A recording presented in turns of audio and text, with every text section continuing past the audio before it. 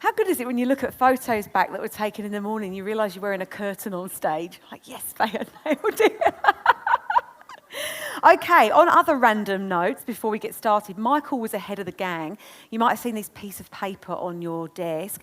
If you would like a very fabulous Scrum productivity wall planner that I can email you tomorrow, just fill your details in here and I'll send that to you. Has anyone ever come across Scrum, got a Scrum planner? Oh, they're awesome. I've got one in my office, and a lot of videos that I run, it's behind me. And I got a lot of people asking me, what's that thing behind you, Faye? So I did this little video on what it was, and it's had 10,000 downloads so far. People have gone a bit Scrum mad. So if you would like some Scrum madness in your inbox, just fill that in, give it to me at the end, and I'll make sure that you get a copy.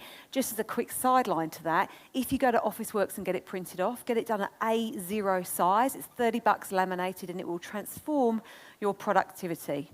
That probably means nothing to any of you at the moment until you've got it, but trust me, it's worth remembering.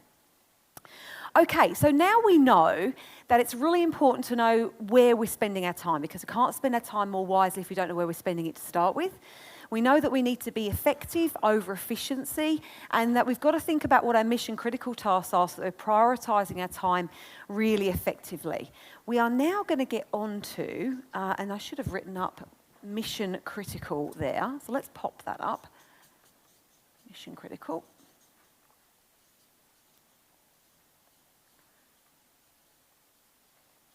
Okay, actually, I don't think we've... Oh, there we go, Scrum Wall Planner. Right.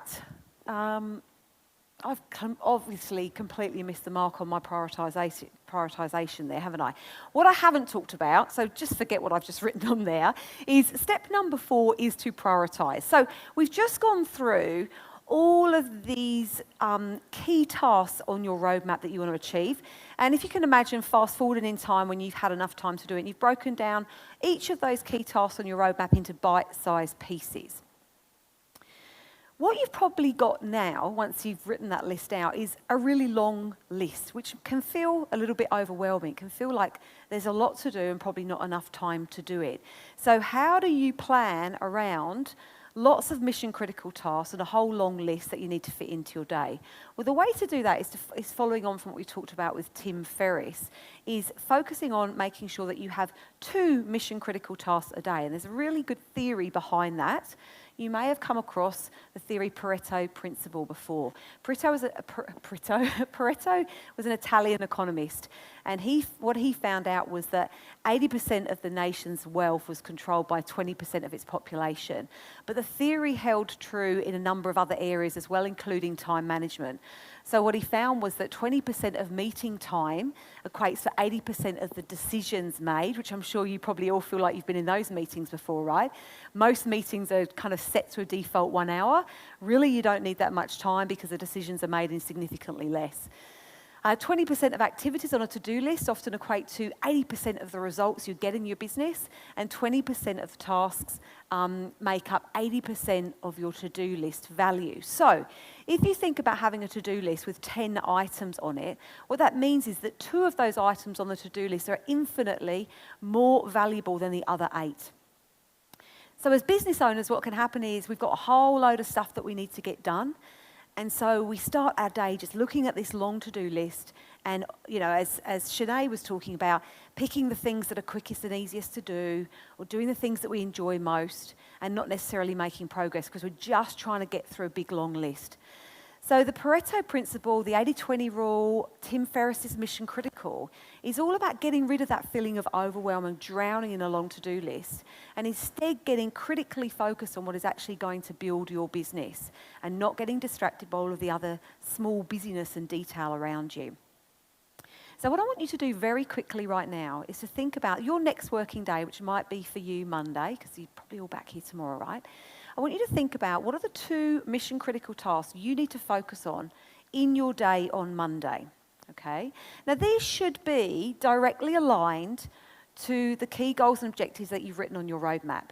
So they aren't do the filing or return a phone call unless those things directly relate to you achieving your key goals and objectives. Now, this is where a lot of people struggle because they're like, Faye, I've got 20 things on my to-do list and you're asking me to pick 2. That's ridiculous. How can we possibly just focus on 2? Well, it's not saying that you're only going to do 2 because you'll probably do way more than that over the course of your day. But what we want to do is be laser focused on the things that are actually going to grow your business and make you truly productive. And as we've seen from Pareto's principle, which is time tested, that when we laser in on the 2 things that are most important, we're going to get a lot more value out of our day. And, in terms of building a business that booms, you're definitely going to be on track.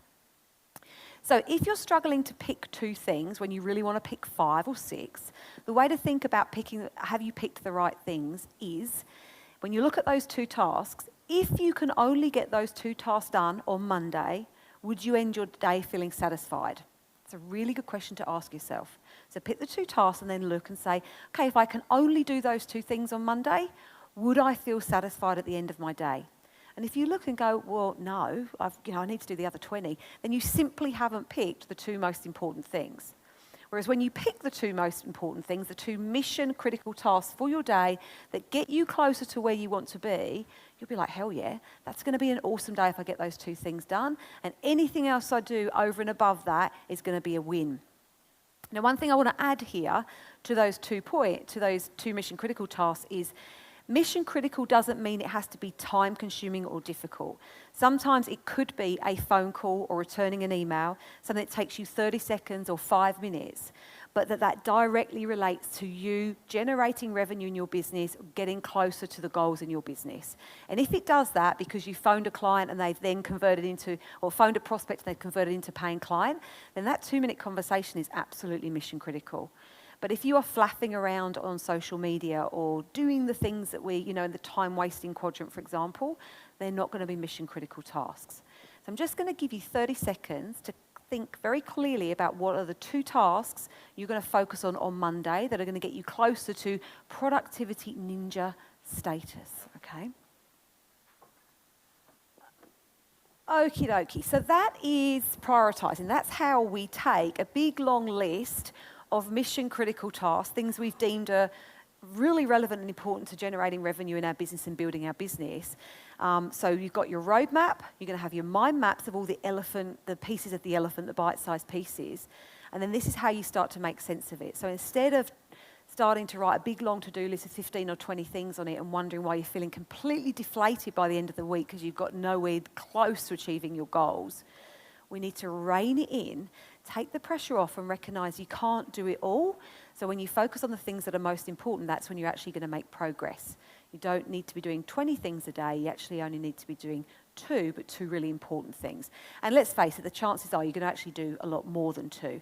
One thing I really want to add to that as well is you need to make sure that the tasks that you've written down are bite-sized pieces. And this is the part that trips a lot of people up. So as you look at those 2 tasks, you need to make sure that each task is doable in a day and that you haven't written one task down that's going to take you 10 hours. So if you've got a task that's, kind of pretty meaty and sizable, I'd recommend breaking that down into bite-sized pieces again. So it sounds like lots of steps for planning, but trust me, when the bite-sized pieces are there, you're going to get through this stuff much more easily instead of procrastinating, having it in the firefighting zone and all of those problems that trip us up. Okay? Any questions? No? All good to go? Everyone awake? They've had the coffee hit? You're all, yeah, I crave interaction. Come on, play with me. Okay, so next up, oh, look at that, cakes. I've been on a fitness challenge and flipping heck, I could eat all of those right now. This is my favourite topic simply because of the slide. Okay, this is not rocket science, but it's amazing how many people don't nail this step, okay? So you've got mission critical tasks. So you've got the tasks that are most important for building your business and generating revenue in your business. But what about all of those other things in your business that you need to do, like emails and phone calls and just the kind of routine tasks? Where do they fit into your day? Well, batching like a boss is the way to deal with those. Now, I want you to imagine, you say to me, I'm rubbish at cooking, by the way, but let's just say, Faye, I'll be your best client in the world, or I love you, I'll give you a great review on Facebook if you cook me a dozen cupcakes. I'll be like, all right, give me a Facebook review, I'll do you a dozen cupcakes. Fine. So what I do is I get into the kitchen, I get all the ingredients out, I mix the ingredients up for one cupcake, Then what would you do? You put it in a patty case thing, and then you put it in the oven, then you cook it for like 20 minutes, you get it out, you cool it, you pack everything away, and then you put the cupcake down. And you've asked for a dozen cupcakes, so I've got to do this 12 times. So then I get everything out again, I get all the ingredients to the one cupcake, I mix it up, put it in the oven, wash everything up, get the cupcake back out, let it cool, start again. Like, it's irritating to even listen to, right? I can't even do you a third example because it's just mind-numbingly irritating. So there's no way in this world, as smart people in this room, that any of you would ever contemplate doing that. But the amazing thing is that a lot of you are probably doing that every single day in your business. It's just not cooking cupcakes. So an example would be, you may hang your head in shame right now, emails. How many of you read an email when it pings up or jump into your email 20 or 30 times a day? Yeah, let's have a really brave show of arms right up in the air. Yeah, I reckon there's actually more of you, just not freely confessing. So that is exactly like cooking cupcakes one at a time. Because every time you go to do that cupcake, you're distracting yourself from mission critical. You're distracting yourself from things that are really important. And there's that interruption. So we're down in quadrant 3, right? We're in the interruption to distractions. We're not focusing on what's actually really important in our business. And we're sporadically jumping from one thing to another. Now, there's lots of problems with that. We're going to talk about what's called constant partial attention shortly. And it's where we're wasting a lot of time jumping between things. But one of the things I'll talk to you about is the fact that it can take up to 25 minutes to return to an interrupted task. 25 minutes. So imagine how much time you're wasting every day when you're jumping from one cupcake to another. One cupcake to another. How annoying. And yet we do it all of the time in our businesses. So what I'm going to get you to do right now is, so what I should explain is that batching is the way to deal with those necessary but time-consuming routine tasks that we need to focus on. So they're not things that we need to eliminate or reduce in our business. We've still got to do them, but we shouldn't be doing them sporadically throughout our day. We should be looking at how we can batch them together to create optimal efficiency. Because, of course, if I cook a dozen cupcakes and I do it all in one go, that task is around about probably half an hour to someone who knows how to cook. But doing it 12 times over is actually going to be hours. It's a ridiculous waste of time. So what I want you to do in pairs now, or for some of you like in a 3 over there, I want you to sit with your partner, and you've got a page in your workbook. So if you just turn to one after sort out the pieces in your mind map, batch like a boss. And I want you to write down as many examples of work that you do in your business that you could batch. So I'll give you some examples. Email would be one, obviously. Phone calls could be another one. Social media is a big one for a lot of businesses. I don't know about you, but I used to, in the old day, find myself thinking, I'll just create a post for Facebook now. And then, a few hours down the track, I really should post one up in the evening. So I'll do another Facebook post now, and I'll just do some graphics or create it now. And I'm just doing it sporadically through the day when I think about what I could post. That's like cooking a cupcake one at a time. So there will be things that are unique to your business or your industry that you're doing at the moment that you really should be batching to be much more efficient. So I want you to have a chat with your partner and talk through what are the things that you're routinely doing that you could batch. And some things could be batched daily. So it might be that you batch your emails twice a day or phone calls twice a day. Other things might be weekly, monthly, even quarterly. So bookkeeping, for example, it might be that you enter your receipts into Xero, and you don't want to be doing that every time you get a new receipt. You want to be doing it maybe as a like a micro level weekly, but probably like monthly. Okay, so any questions about batching like a boss before you get stuck in with your partner? No? Okay, I'm going to give you around about 2 minutes to go. No, I'm not. I'm going to give you long. I'm going to give you 5 minutes, 2.5 each. Talk through what you could batch. If anyone's got any questions or are stuck with what they could batch, just give me a shout, okay? Okay, I'm just going to give you 30 seconds more, so if you haven't, just swap over. Okay, let's have a chat about what we're going to be batching like a boss. So if I can just get you, I'm going to start over here. Ladies, Shaz. Oh, I'm in trouble. Okay, I'm going to just do a quick around the room because there might be some things that some of you have thought about batching that others haven't, and that's going to help the group. So I'd like a couple of ideas from each table. So one idea from each pair. Give me a couple of ideas from this front table. What things could you batch in your business? Invoices, yes, definitely. Who at the moment creates invoices sporadically when they get a new client? Yeah, lots of people do. And sometimes you have to do that. It depends on the type of business that you run and the lead time between getting new clients. But ideally, batching them is a good call. What else? Yeah, email's a biggie. All right. Next table. Thank you, ladies and gent. Give me two over there. Yes. It's a really big time waster. And, this is all about getting in the zone, because it doesn't matter whether it is returning emails or invoices or something you might feel is a bit sexier in your business. But it's just when you're in the zone of thinking about how does your target market speak? How do you need to communicate with them? What content you need to create, and be able to get in that zone and way of thinking, you're going to create much better social media content than just doing it sporadically when you think, God, I haven't put anything on Instagram for 3 hours, I've got to do it. This is a massive one that everybody should be batching. You should not be, it's all right to have the ad hoc ones, like posting a picture up right now with B2B, hashtag B2B live on it. But everything else you should be batching. Thank you. One more from your table, please. Hmm?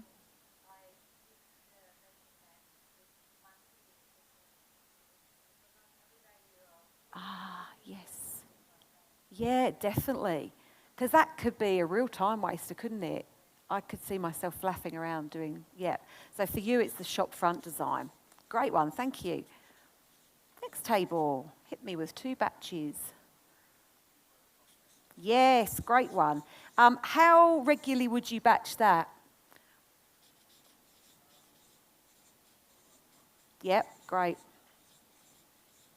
That's, for me, a big game changer, because I think I don't know, let me know if you're the same. When I sit down to do a newsletter or an email out to my clients, if I'm not in the zone, that email can take ages.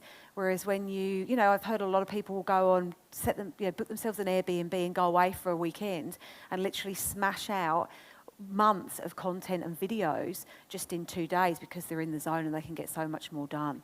I love that idea, and I love the idea of an Airbnb away from my kids for 2 days, so you can write it off for the business, right? Anyway, moving on. Another one from your table, please. So we've got newsletter content. What else did you have? Sorry? Yes. And also, when you think about that from being a business development activity, you get much more in the zone and focus on, what do you need to say to those clients? What do you need to do? Then, oh, God, I've got to return that call now. I really should follow up with that person. And it can be an hour and you suddenly smash through a whole heap. So follow-up calls. Thank you.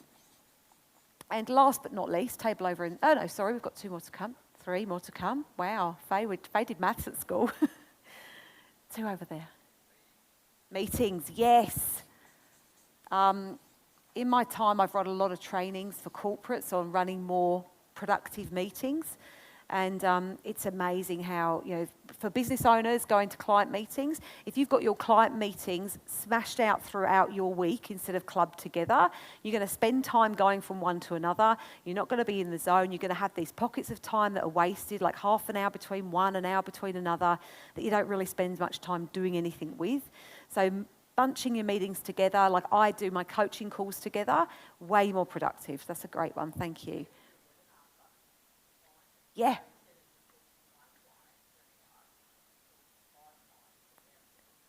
Completely. Great idea. And the beauty of Zoom and Skype, right?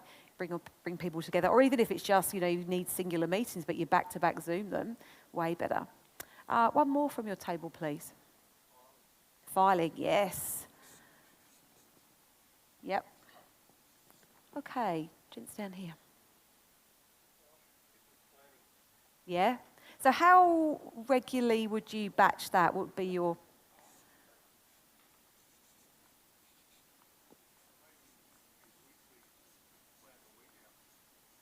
So is that something that you kind of sporadically do throughout the week? And so for you, it would create optimal efficiency if you did it once a week for the whole week? Is that what you mean?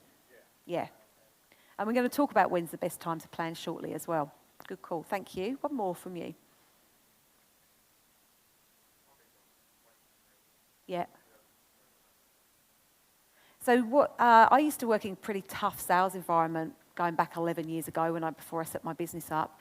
And one of the things we had to do was have our meetings back to back so that we weren't all over Sydney going back and forth between clients, and it made such an enormous difference. So I really encourage you. And honestly, it's amazing how when you tell clients the times that you can make, for the best part, people will fit into your diary. If you don't take control of your time and you let them know, I could come to you Monday, Wednesday, Thursday or Friday, then of course your meetings are going to be all over the place. But if you say I can come to you Monday or Tuesday and you have all of your meetings on Mondays and Tuesdays, for example, then the most of your clients will fit into that schedule. Just trial it, because I guarantee it will work. There'll be the odd person where you've got to make an exception. That's fine, okay? But you want it to be the exception, not the rule. Thank you. And last but not least, gents over here. What did you have? Yes, definitely. Billable work. Good. And another one?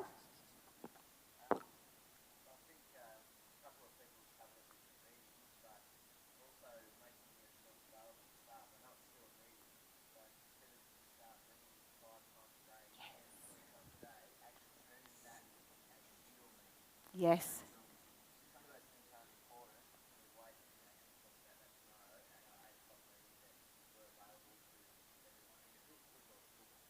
Yep.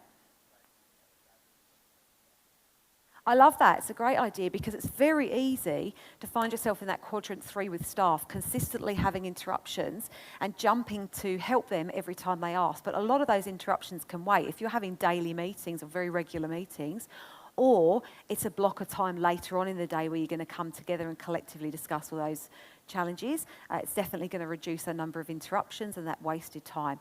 So there's a bucket load of great stuff on there that's going to help you batch like a boss. And I guarantee if we had the time and spent the whole morning talking about batching, there would be a whole load more stuff. So I really encourage you to get with the cupcake plan and make sure that you're not wasting time doing things sporadically throughout your day, because these little tactics will really help save significant time over the long run. Okay. All right, so that's number 5. Now we're going to move on to number 6, and we couldn't go through a session with me without getting some war story in there. So I want you to imagine for a moment a war, not the nicest scenario, but play with me for a moment. And you've got a tank operator and a general. Now the tank operator can be the best tank operator out there on the line, firing off more rounds of ammunition more accurately than anybody else. But if they're not firing at the right target, their entire day is wasted. There's no productivity, right? Whereas the general, through advanced planning, determines where the tank operator ought to fire, and so therefore increases his or her productivity. Now the problem in business and in life generally is that most people run their day like a tank operator without the general. So they get up, they deal with the chaos of the kids, for example, they get dressed, they get to the office, they deal with whoever's shouting the loudest, whichever fire's burning brightest, they go through the chaos of their day, they get home, deal with whatever's going on at home, and they start that cycle again. And maybe being slightly dramatic, right, but you get the picture. What we're doing is just firing off rounds of ammunition, dealing with what's being thrown at us in that moment, and then just about surviving the day and starting over again. And that's managing your time by accident.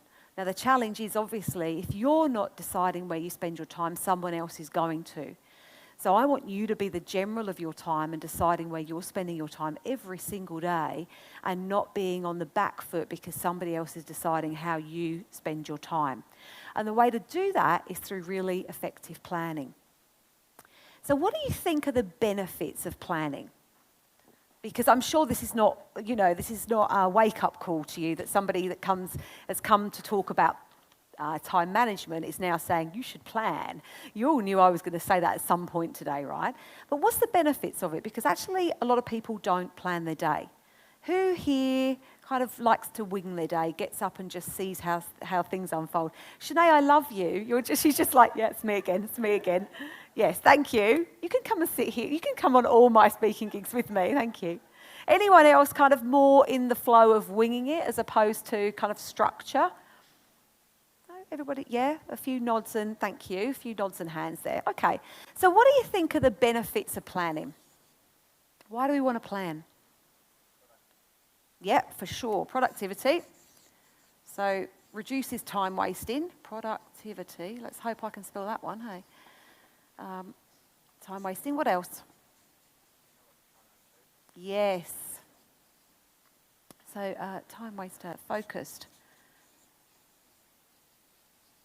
What else? What about stress? Do you think that planning helps reduce stress and anxiety? Pardon? Yes, exactly. So calm, it reduces stress.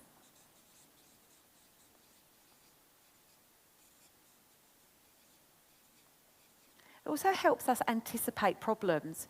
If we spend time planning and thinking about what we're going to be doing, we can think about what problems might come up. And so we can actually start to work with those before they happen instead of being in that firefighting zone.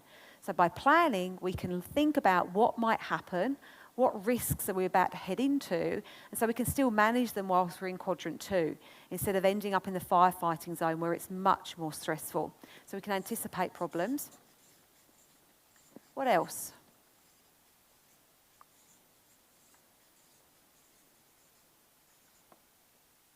Any other? Sorry, plan resources. Yep, definitely.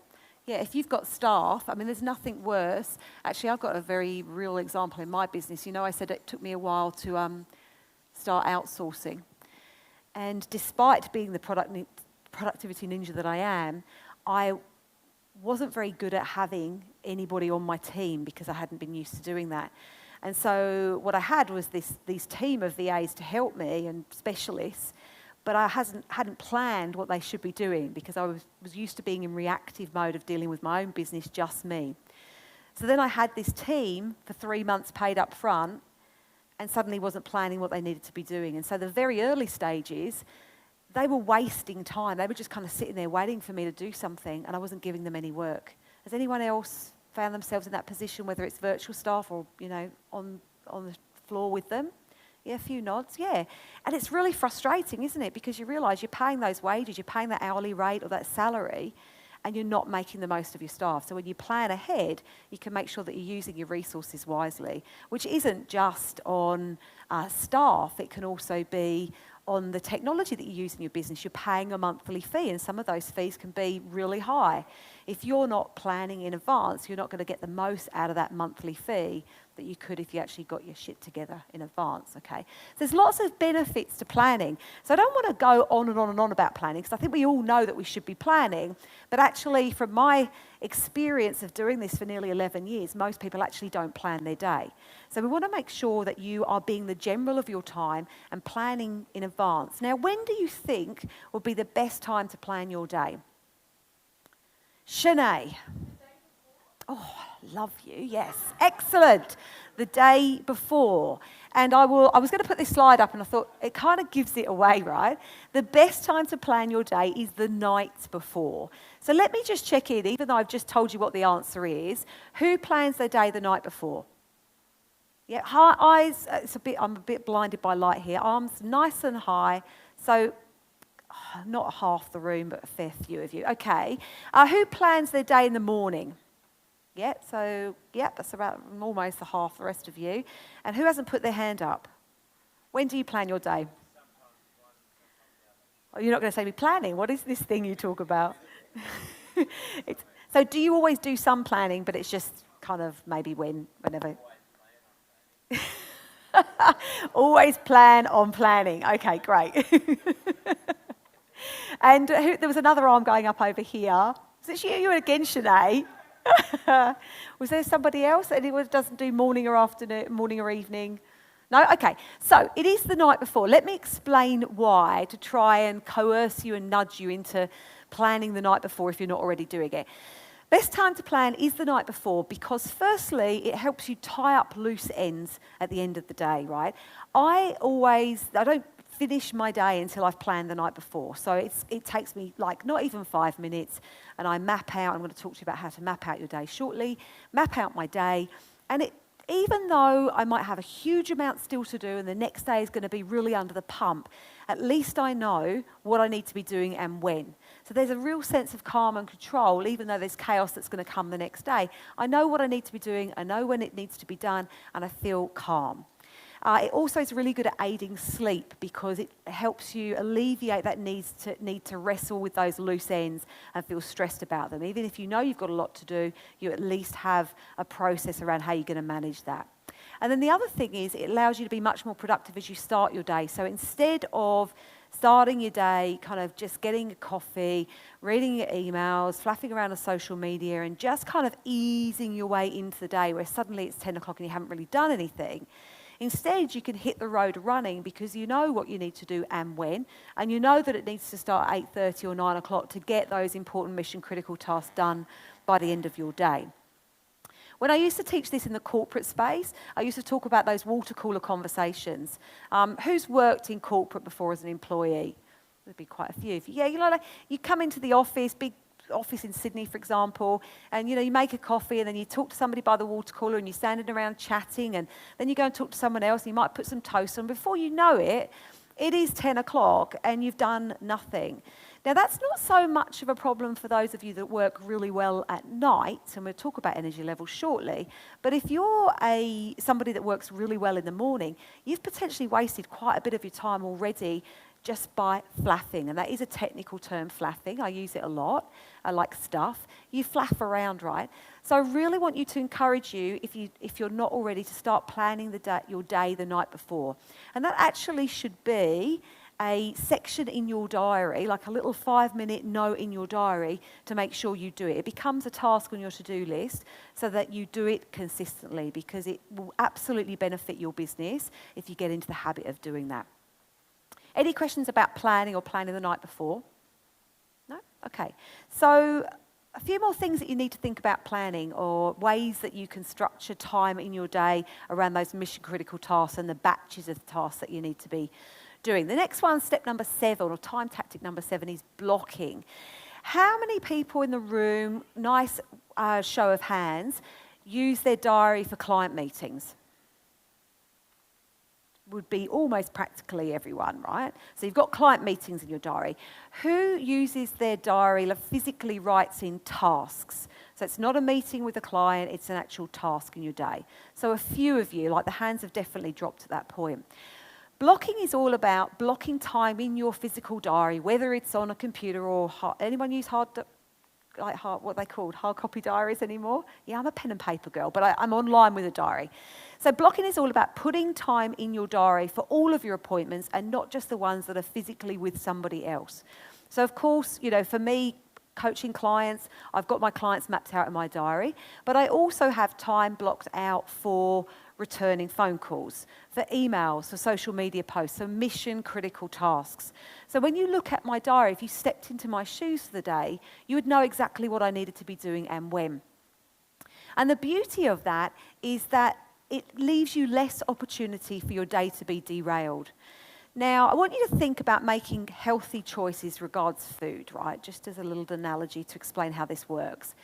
If who's coming to lunch and has filled in Megan's form? Yeah. So I don't know about you, but I did not pick a healthy option when I ticked that, because I'm like, oh, these all look lovely. I'm going to go for the thing that's the nicest, and I'm not on a fitness challenge today, so great, I'm really happy about this. But if you'd have given me that list last night or the start of the week, I would have made a completely different choice. It would have been the chicken salad all the way. Same goes to productivity. If you plan the night before and you block it in your diary so you know what you're doing and when, you're much more likely to make good choices about how you spend your time than you are when you get up in the morning, you feel a bit groggy or tired or flat or emotional or whatever it is, or you're just not having a good day, and you decide to do the easy stuff. And you decide to do the stuff that's not mission critical, doesn't get you close to your goals. You're just getting yourself through the day and making yourself feel busy. So planning your day the night before, plus blocking time in your diary, helps get rid of that risk that you're going to derail your day yourself. So think about healthy options, right? If you plan in advance, you're more likely to pick a healthy option than you will on the morning or 5 minutes before you actually have lunch. And the same thing goes for your diary. So this is what blocking in a diary looks like. This is just an example. It's not my diary, and yours will all look very different. But it's actually, when you look in a person's diary, most of it is blocked out. So you've got, you might start your day reading emails. You might then have a weekly meeting with your staff. Then there's going to be that mission critical task, which you might do first thing in the morning.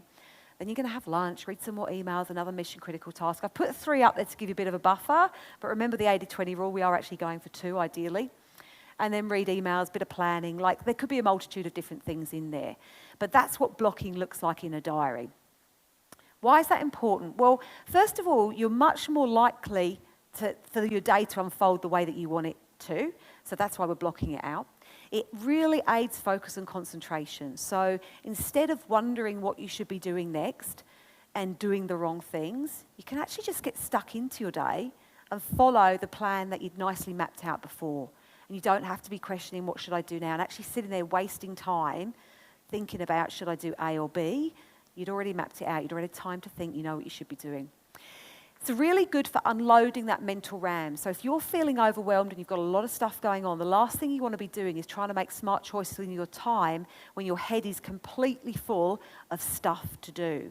So when you plan the night before, you block it in your diary, you just unload that stress and have a much better sense of calm and control about what you're going to do. Now, one of the critical things is you need to make sure that you allow room for creativity. Let's just go back to that previous slide. There's some white space in there. You could definitely have a little bit more white space for sure. And you'll need to find the fine line of the happy balance for you and the way that you work. But don't map out your day so that every single block is back to back, because it just won't work that way. We're not looking for... I was having a conversation with Shanae in the break talking about perfection, and I talk a lot about perfection versus progress. We're not looking for 100%. Our day is never going to be 100% how we plan it, so we want to allow a bit of a buffer, some space to deal with the risk that might come up, and we're looking for progress over perfection. So give yourself some room for creativity and some space. And also try... Sorry, did you have a question there?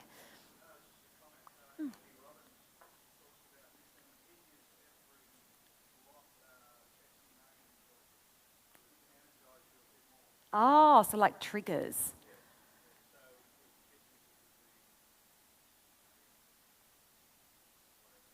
Yeah, I'm struggling to find one for you there because it generally sounds like, ugh, to me. Yeah, but that's good. So when you look at it, like read emails doesn't sound that exciting, but you could find something that is a trigger for you that actually kind of inspires you to get on with that task and those blocks look more interesting. Do like a good sexy name. Thank you, that's great. And the other thing to bear in mind is ideally planned around 40-minute blocks. There's a lot of research that shows after 40 minutes your productivity drops significantly. Now, we tend to default to an hour. That's okay, but I really recommend that you don't put in blocks of anything more than an hour in your diary. So you're probably going, oh, okay, Faye, well, I've got lots of mission critical tasks that are going to take 2 or 3 or 4 or 5 hours.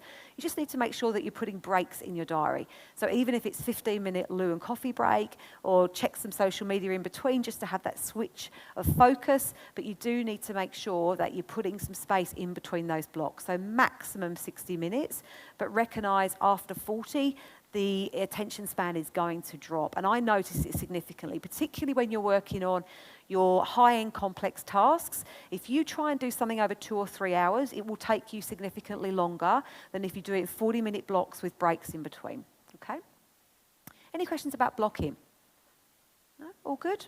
All going to be blocking and batching like a boss now? Yeah, Faye, yeah. Okay, all right, so let's talk about energy levels, as it seems to have dipped significantly in the room. This is not my dog, but this is like my dog and the way my dog runs around the oval in Woonona like a loopy thing. Energy levels are really important when we're playing with productivity. Chronobiology is the study of circadian rhythms, and what those studies have found is that our productivity can be significantly impacted by working with or against our energy levels. So when we're working against our energy levels, our productivity can drop as much as 20% when we're doing something that is when our energy levels are at their lowest. So when you're planning your day and blocking and batching and doing all these great things that we've talked about, it's really important that you're scheduling time in your diary and factoring in when your energy levels are at their highest, because you will be 15 to 20% more productive simply by doing those mission critical tasks when you're at your best. So who's a morning person in this room? Yeah, me too, lots of us. Who's a real night owl? And that's about half and half, isn't it? Okay. Do you know what? Before I had kids, so I ran my business before I had kids, and I would start at 5, 6 a.m. in the morning. I'd coach clients overseas. I'd have so much done before 9 a.m. and I could literally, by 12 o'clock, I could stop my day. It's completely changed with kids. They've disrupted everything. But, ridiculously productive in the morning because I'm a morning person. But I've never been able to understand people that are night owls that can start working at like 8 p.m. and they'll go through to 1, 2 in the morning and can just pull an all-nighter. I am just utterly useless at that. And that is because I am a gazelle. I know that you were thinking about that. So as you were looking at me, she's a gazelle. So I want you to think about who you are as I talk through these 3 different energy personalities, okay? Well, there's really only 2 and there's a combination. So 15 to 20% of the population are gazelles. They like to spring out of bed early in the morning. They've generally got a high level of energy. They're normally those irritating high energy people, which is exactly me.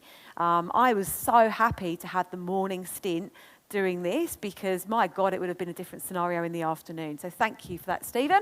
He didn't know that, but it worked out beautifully. So they jump out of bed, spring and a bounce in their step, tend to peak at midday. And that is me. Like I can get loads done and I'll happily start really early in the morning.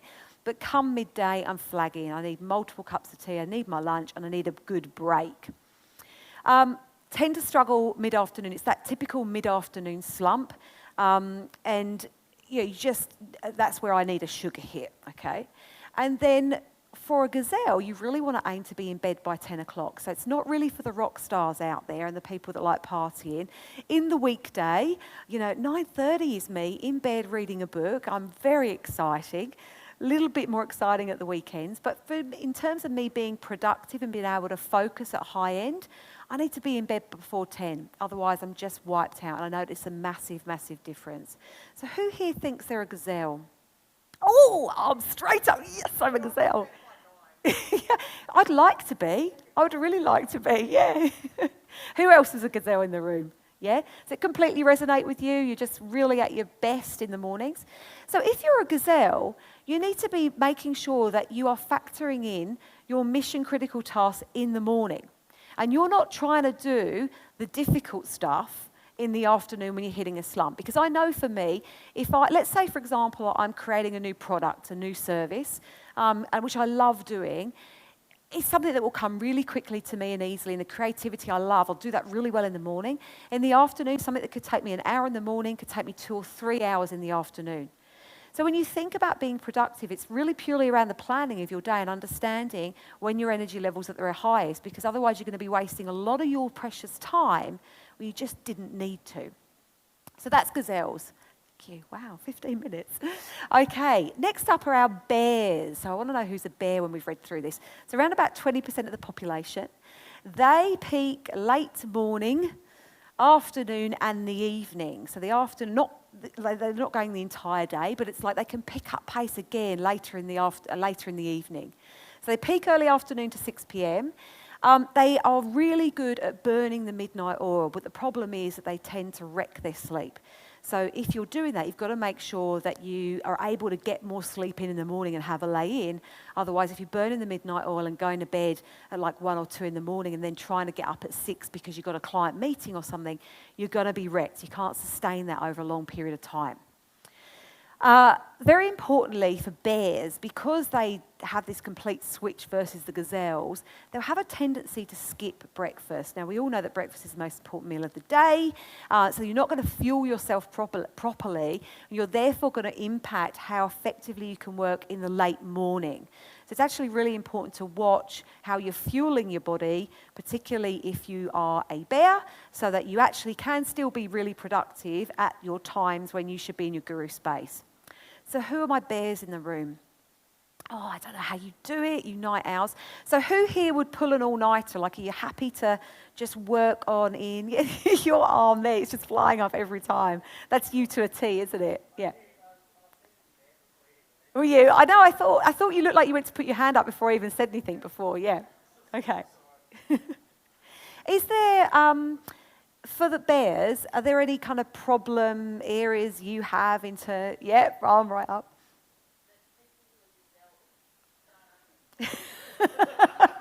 Yeah, I don't get you. Yep. And you know, that's a really important, I mean, we're making fun of it, but it's a really important point, just as a digression here. If you have a client that you suspect is a bear and you're a gazelle, you know, our jobs as business owners is to try and communicate with our clients in their style, show behavioural flexibility. So it's important to think about how you can be the person your clients need you to be, or your staff, for example. So we need to work in our guru space, but we also need to be mindful of the people around us. Yes.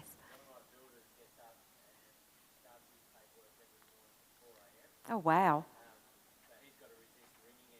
Yeah.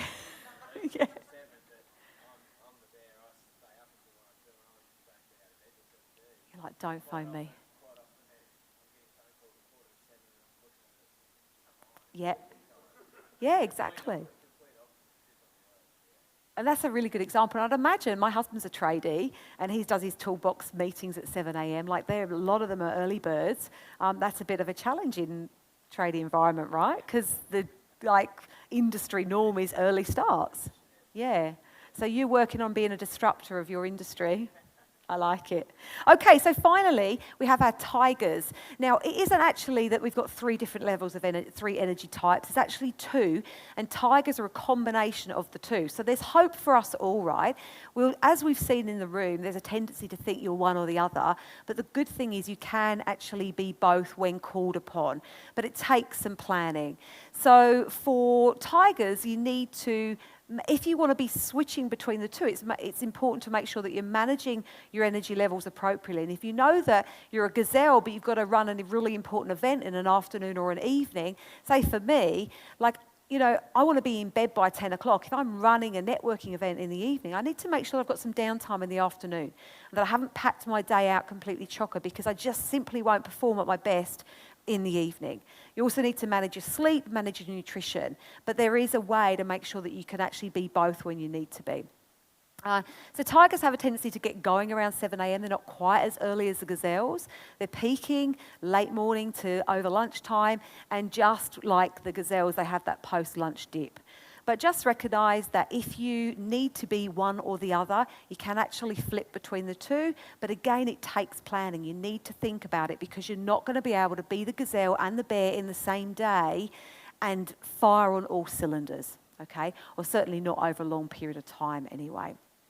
Okay, so what I want you to do very, very quickly is jot down, by where you wrote your mission critical task, wherever you wrote that down for Monday, whether you need to be doing those tasks in the morning, the afternoon, the evening. When is going to be your preference, so you can get that important stuff done at the time that suits your energy levels the best.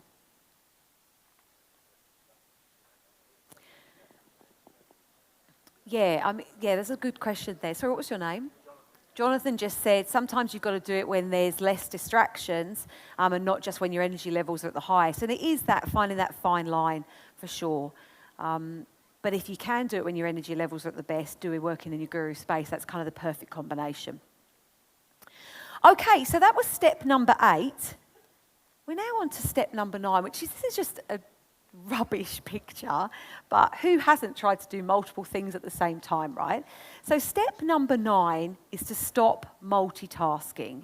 Who here thinks they're a good multitasker? Yes, Sinead's arm goes straight up.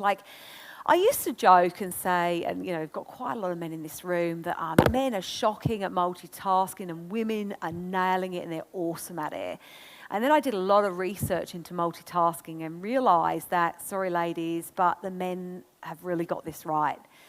There's one thing you're doing right, I've been telling my husband, and it is actually not multitasking. So multitasking is very much a misnomer. It used to be heralded as a great way of being productive and getting more stuff done. But the reality is the way that your brain works is it can't process simultaneous tasks together at the same time. What it does is toggles back and forth between the two. Now, dependent on how complex the tasks are, depends on how difficult that toggling becomes. So there are, of course, things that we can do where we multitask together, and it might be that you're cooking something with your headset in, talking to your husband or wife or kids or whatever on the phone, and hopefully you're not going to burn yourself, and it depends on how good a cook you are. But, there are things that we can do, like we can drive a car and talk to the passenger next to us.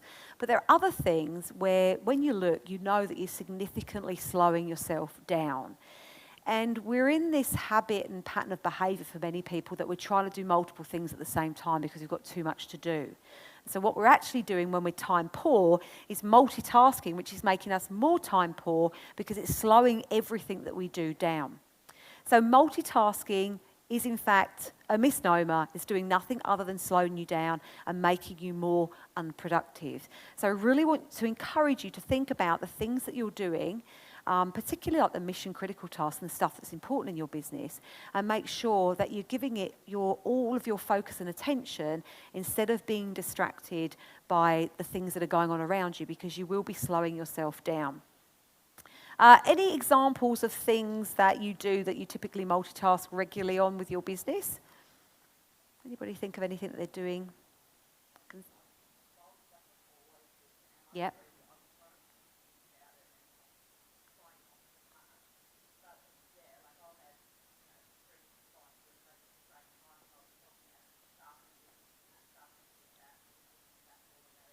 Yep.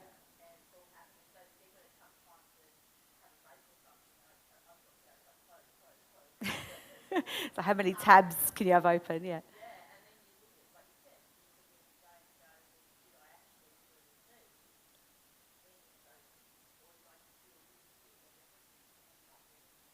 Exactly. And, we're in an age now where many of us are urgency addicted. And when we don't have that sense of urgency and that distraction and that flitting between multiple things, we actually, the distraction gives us a hit of dopamine. And without that, we start to feel bored. So often we've got so many different things going on because we're trying to avoid ourselves feeling bored. And so we're not giving things the focus and attention we need to. And so we're not getting the results that we want in our business. And it can be at a really micro level, so we're not really noticing it. And it can be on a much bigger level where we're significantly impacting the work that we're doing. And it's not that we're looking for perfection, but we're still looking for high quality of work. And so multitasking at critical times in your business can be very, very costly. The other thing to bear in mind with multitasking is, unlike many things in life, practice does not make perfect. So studies have shown that heavy multitaskers actually get worse the more they multitask. So this is not something that I recommend you go and practice and you'll get better at. Just quit altogether. Go cold turkey on the things that really matter and give those things your time and attention, because it will help you and pay off in your business. So that's step number 9. And finally, we have step number 10, which ties in really nicely with this. And it's all about quitting distractions. Which is a good one to end on, because I think that this is one of the biggest time wasters in our day and age now. And I'm sounding very old saying our day and age. I'm like 95. In my day, we never did this. The study from the Institute of Psychology at the University of London, they did a study, and it suggests that your IQ falls as much as 10 points when you're fielding multiple calls, emails and text messages, which is the same loss you'd experience if you miss an entire night's sleep, and double the 4-point loss you'd experience from smoking marijuana.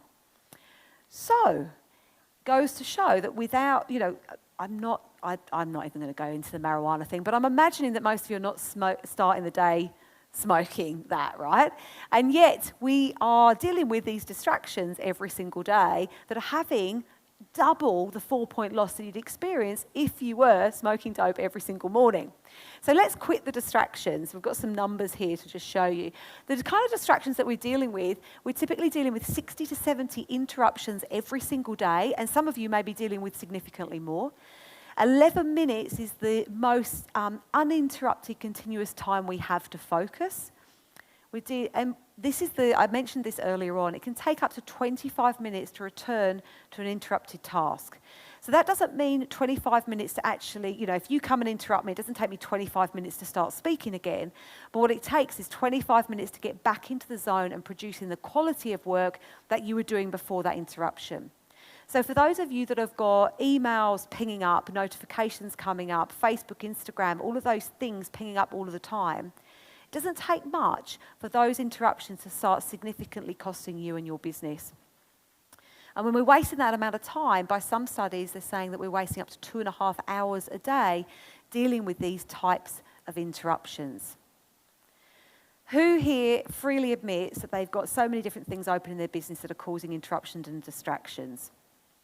Yeah, that's, the typical scenario that I see time and time again. So what I want you to do, and I'm actually going to get you to do this as homework because I know we're about to run out of time, that the very final page in your workbook looks just like this. And what I would love you to do is jot down all of the distractions that you are letting into your day as a business owner right now. So it could be social media, emails, having your email consistently open, having things pinging up, always answering your phone or your mobile whenever it comes. Write down what the distractions are, and then by the end of today, so maybe over lunch do this, I want you to write down what actions you can take to stop, to reduce or eliminate that distraction. So it might be that it's simply closing your email down, or logging out of Facebook, turning Instagram off, refusing to answer calls between 9 and 12, whatever works for your business. But recognise there are some really simple shifts you can make that will help you eliminate the distractions that are zapping your time right now. Okay, so a very quick snapshot of what we've done today, and the top 10 time tactics that I want you to take away from today are, first of all, make sure that you are always auditing your spending and are mindful of the 4 quadrants of time so you can spend your time wisely. Be effective over efficient. Make sure that you're focusing on 2 mission-critical tasks a day and that you're prioritising your time. So don't forget Pareto and the 80-20 rule. Batch like a boss. Don't cook single cupcakes. Make sure that you plan your day the night before consistently and make that a new habit. Block time in your diary for everything that you do so that you know what you need to be doing and when. Work with your energy levels instead of against them because you're going to get 20% more out of your day by doing that. Quit multitasking and close off those distractions. And those are my 10 top time tactics that I really hope you go away and apply consistently in your business because they will help you build a business that booms. So that is me, done for today. That's it? Yes, that's it, on time. Yes! Wow.